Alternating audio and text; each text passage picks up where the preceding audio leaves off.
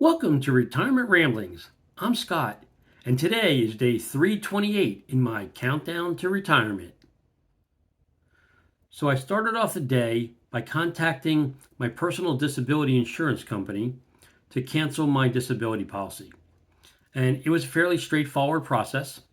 And in the end, the policy got canceled.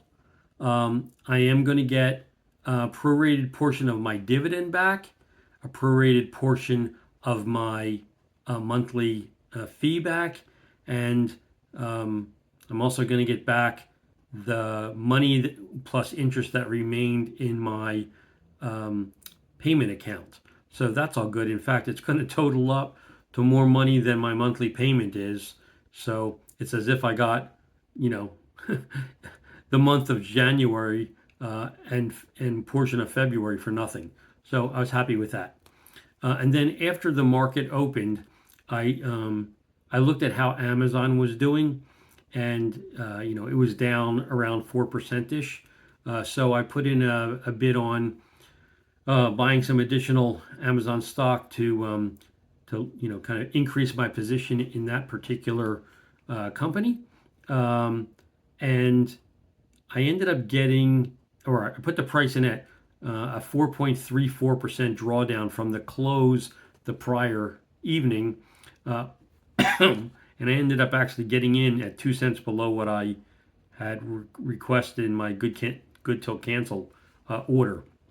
But for me, out of all of the tech stocks that are out there, excuse me, out of all the tech stocks that are out there, Alphabet, or Google, and Amazon are the two that I'm most, I guess, bullish on because I understand at least the underlying businesses of those two companies.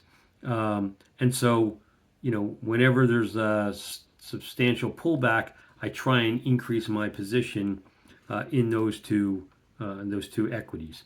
And I also believe that both of those companies, in addition to having good solid businesses today, are also investing substantial R&D dollars into what I'll call moonshot opportunities, things that will give them future growth. Like in Alphabet's case, that might be Waymo self-driving as an example.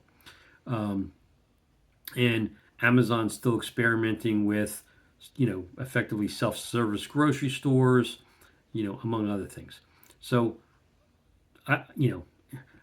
both of those, like I said, both of those stocks are do something that I understand, and so I have a strong, bullish and optimistic view of how they're going to do over the long term, and so I continue to want to hold those particular stocks. So anyway, then just before lunchtime, my wife and I went over to the TSA enrollment center. I had set up an appointment for both of us. We took our passports and driver's license, and we went there.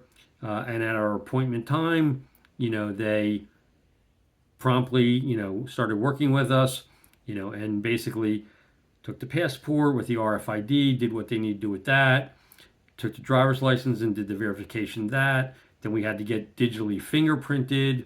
Then we had to stand in front of a specific background color so they could then take a photo of each of us with that, with no glasses and just like no smile, nothing like that, to associate back with the passport. And so now, yeah, and then at the end of that, we each paid $76.75 for the 5-year TSA pre-check, which really translates into giving you a known traveler number, or a KTN.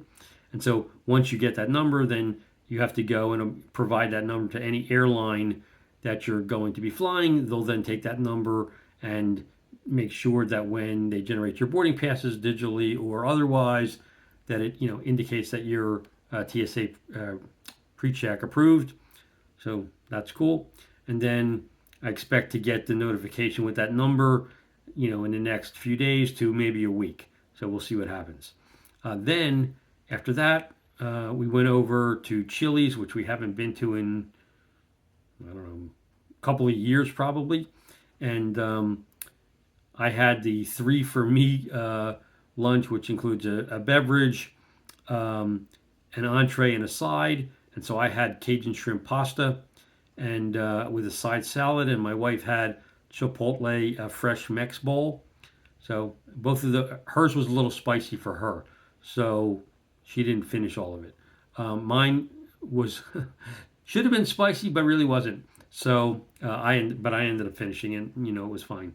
But it was the smallest salad I've ever seen. I mean, like, not exaggerating. The bowl couldn't have been like more than about this. It was like, I don't even think a handful of salad could have fit in the bowl. It was a joke. And when I mentioned it to the server, she said she indicated that's why it was, free or included in the in the three items. Anyway, I just thought it was funny. Anyway, after that, we did a quick run to Kroger and Lidl to pick up the sale items that I needed to get. I primarily went to Kroger because my wife's preferred butter is Land O'Lakes, and they had, with a digital coupon this week, they had Land O'Lakes butter on sale for $3.99 a pound. So you could get up to five of those, and so that's what I did. I bought five, and threw them in the freezer because really they generally go on sale, either at Christmas time or Thanksgiving or whenever there's like a baking holiday or whatever. Why they went on sale this time, I don't really know, but it was a reasonable price. Best price I've seen in the last year is probably only $3.49 a pound, so 50 cents more than that was still a good price. And then I usually go with Irish grass-fed butter, whether I use Costco's brand, which is Kirkland, or my preferred one is Curry Gold, but it's not on sale. Anyway, then and because today's Friday and I had a digital coupon for 4x fuel points, I got that plus some other things that we needed there. Ended up being able to get 400 fuel points towards my February allotment, so that's good. And then after that, we went to Lidl, where I was able to pick up 85.15 grass-fed ground beef for $4.49 a pound, pork spare ribs for $1.99 a pound, chicken party wings for $2.40 a pound, a couple of medium avocados for 59 cents each, and two pints of blueberries for $1.99 per pint. All of those prices are very good in my area.